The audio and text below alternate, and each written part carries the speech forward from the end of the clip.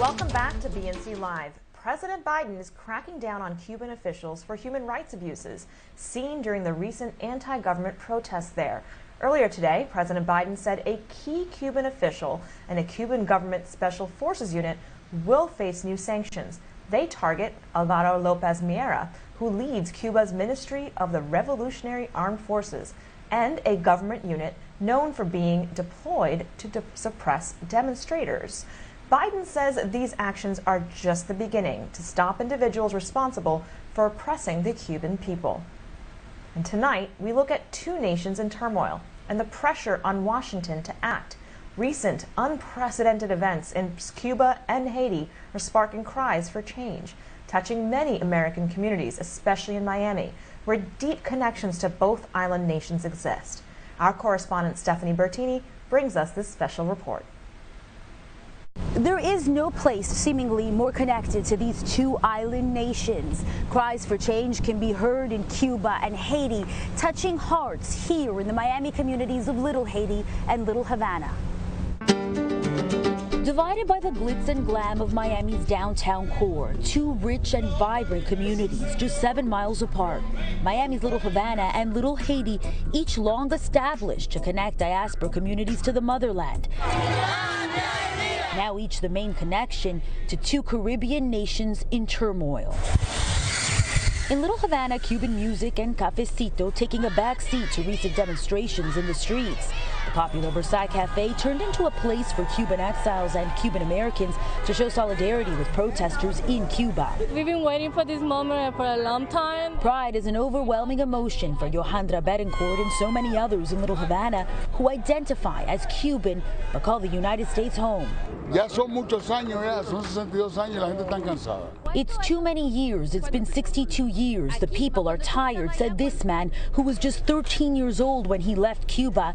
Never in his life did he expect to see his people standing up against communism. Cuban history and politics, the main topic of conversation here at Domino Park in Little Havana. Like pieces on a chessboard, people here believe every move now could make or break the movements in Cuba. Without weapons, you can't take down any army, says this man who believes the United States should send weapons to Cuba.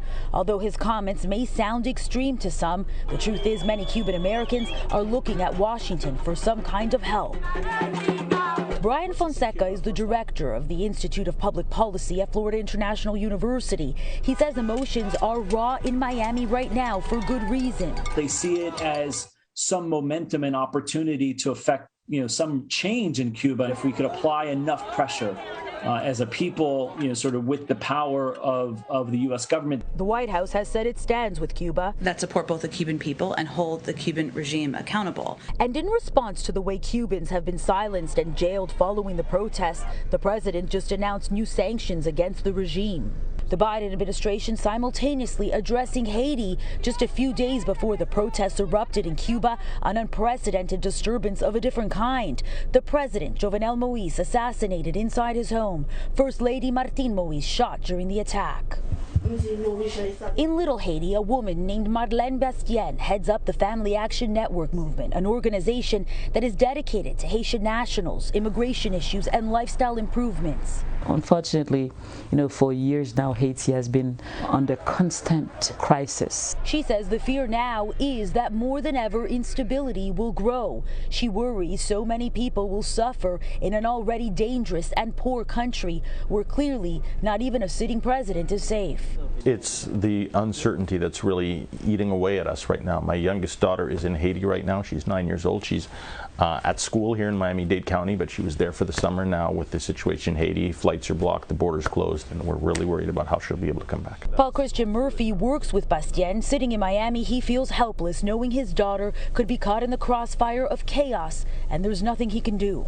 But there is something Haitian Americans believe the United States can do. They want intervention. We sent an interagency delegation to Port-au-Prince to assess the situation, which, together with our constant contact with Haitian officials and other stakeholders, will help determine how the United States can best support Haiti. The Biden administration has already assessed and made clear what will not be tolerated domestically in the wake of these two international problems.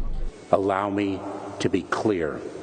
If you take to the sea you will not come to the United States. Homeland Security Secretary Alejandro Mayorkas addressed the possibility of a surge in illegal migration by sea last week. The Coast Guard, along with our state, local, and federal partners, are monitoring any activity that may indicate increases. The waters of Miami have long been a symbol of freedom for Cuban and Haitian nationals. Historically, it is well known some have succeeded, others have died while making the illegal journey to the United States. It is also well known that desperation fuels such journeys. These are two countries in which are separated by a sea.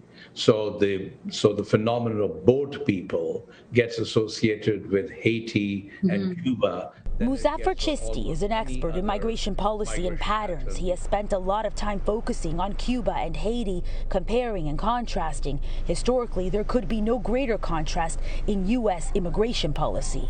That used to be completely correct. We welcome all Cubans and we reject all Haitians. We now have reasonably similar policies with respect to Cubans and Haitians. Chisti says the history of immigration law will teach you all about the differences. Since the revolution in Cuba until recently, Cubans leaving communism enjoyed an open door policy. Most others, including those from Haiti, did not. But the bottom line is right now, under the current circumstances in each island nation, he believes people from both nations could make a great argument for political asylum. The vast majority of Cuban Americans and Haitian Americans live in Miami, but they are peppered across the United States too. And all those people across the country are looking at the Biden administration now to act, to help, to rescue the people back home in the nations they love. In Miami, it is those 7 miles dividing the communities that represent these nations. On the world map, just under 350 miles by water. 2 very different Caribbean countries putting right now the same kind of pressure on the president. Tonight, the question is, can America truly affect real change in these countries? Reporting in Miami, I'm Stephanie Bertini for BNC.